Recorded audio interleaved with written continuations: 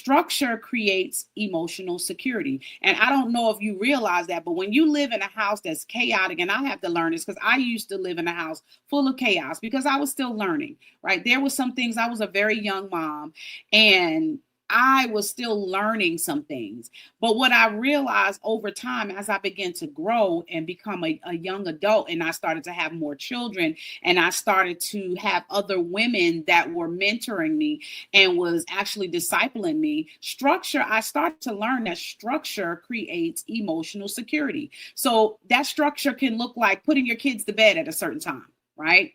That structure can look like you guys having family Bible studies. Like in our home, on Sundays, we have what's called breakfast and Bible study.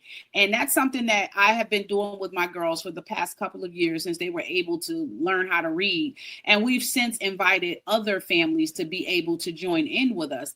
But creating a when you actually set up structure where your kids are getting up at a certain time and they're acknowledging God and they're praying, they're reading their Bible, right?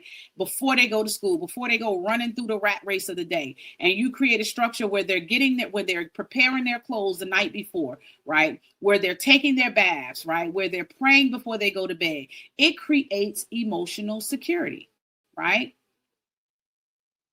And I'm going to give you some ways, like some routines, like throughout the day, some things that you can do to kind of create a routine so that your kids can have that emotional security. Pray.